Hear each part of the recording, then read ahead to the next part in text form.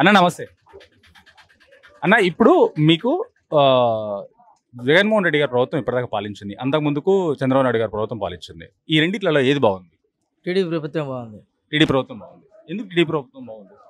ఆయన ఉన్నప్పుడు అన్ని సౌకర్యాలు తక్కువగా ఉన్నాయి. గ్యాస్ అని, కరెంటు బిల్ అని, ఏదైనా నిత్యావసర సరుకులు మొత్తం తక్కువగా బాగున్నాయి. పోతే ఏదైనా పనులు బాగా చేశాడు. ఈ వైసీపీ ప్రభుత్వం వచ్చిన తర్వాత అన్ని రేట్లు పెరిగిపోయినాయి. ఆటోకి 10,000 ఇస్తున్నాడు కానీ దానివల్ల ఉపయోగం లేకుండా పోతున్నాయి. అది ఆటో వరకు 10,000 ఇస్తే ఉపయోగం ఏంది? ఏదన్నా ఇన్సూరెన్స్ టీడీపీ హయాంలో ట్యాక్స్ లేకుండా చేశారు. అలాగా ఇన్సూరెన్స్ దాంట్లోనో లేదంటే నిత్యావసర తగ్గడమో అట్లా చేయాలి అంతే. అంటే మీరు ఆటో నడుపుతారా? మరి ఆటో నడిపే వాళ్ళే మీకు ఆటో వాళ్ళకు డబ్బులు ఇవ్వడం వద్దంటే ఎందుకంటున్నారు?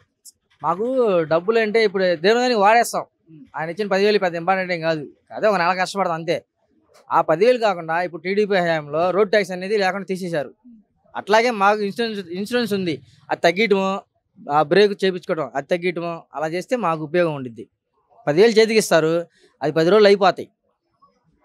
అది మరి అమ్మ ఒడి కూడా ఇస్తుంది కదా, మరి దీన్ని బట్టి అమ్మఒడి అంటే దానివల్ల కొద్దిగా పిల్లలకి పర్లేదు అంతే. బట్ ఇప్పుడు ప్రభుత్వం చేంజ్ అయింది అనుకో, ఎలా చేస్తే బాగుంటుంది? ఇప్పుడు టీడీపీ వచ్చి కంపల్సరీగా వచ్చింది. వచ్చిన తర్వాత ప్రతి ఒక్కరికి ఈ ఆటో ద్వారాగా 10,000 ఇస్తుంది కాకుండా మాకు కావాల్సింది ఏంటంటే బ్రేక్ చేయించుకుని తగ్గించుకోవడం ఒకటి, ఇన్సూరెన్స్ ద్వారా తగ్గించుకోవడం, నిత్యావసరాలు తగ్గించడం ఒకటి మాకు కావాల్సింది. చేస్తారు ఇల్లు చేసే అవకాశం లేదు. చేసే అవకాశం అంటే ఇలా పెంచుకుంటా పారు. అది అంటే ఇప్పుడు ఆటోలకు డబ్బులు ఇవ్వడం కానీ, లేకుంటే అమ్మ ఒడి ఇవ్వడం కానీ రకరకాలుగా ఇచ్చింది కదా, ఇన్ని ప్రయోజనాలు ఇచ్చింది. ఏది నచ్చలేదా మీకు? అమ్మఒడి ఒకటే నచ్చింది, ఇంకేది నచ్చలేదు. ఏది నచ్చలేదు? ఇంటి దగ్గరికి రేషన్ వస్తుంది, ఇంటి దగ్గరికి బియ్యం వస్తుంది, ఇంటి దగ్గరని 50 ఇండ్లకు వాలంటీర్ వ్యవస్థ ఉంది, అంతేం నచ్చలేదు. ఇంటి దగ్గర రేషన్ ఏంటన్నా మామూలుగా మనం పనికి పోతాం, ఉదయాన్నే సాయంత్రం వచ్చేస్తాం, పోయి తెచ్చుకుంటాం, దానికి అవసరం లేదు. పింఛన్లు అంటారా, ముసలికి ఇస్తున్నారు, అది ఒకటే కొంచెం. ఇంకంతమించి ఏం చేసినా కూడా వాటి వల్ల ఏం లేదు. మనం పోయి తెచ్చుకుంటాం ఆయన్ని. ఆయన ఇంటి ముందుకు వచ్చి రేషన్ ఇచ్చేది మనం పోయి తెచ్చాం. మళ్ళీ ఆయన డేటు పలానా టయానికి రావాలా, పలానా టయానికి పోవాలా. టీడీపీ అన్నట్టు కాదుగా, ఇప్పుడు పోయి కోటాకెళ్ళి డోర్ కొడితే డోర్ తీసి మాకు ఇస్తారు. అది కావాల్సింది.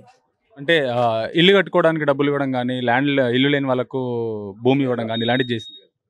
దాదాపు మ్యాక్సిమం ఎంత లెక్క అనేది తెలియదు కానీ ఫ్లాట్లు ఇచ్చిన సంగతి, ఇచ్చిన వాటిలో 100 మంది ఇస్తే 100 మందిలో 30 మంది కూడా కట్టుకునే స్థితిలో లేరు.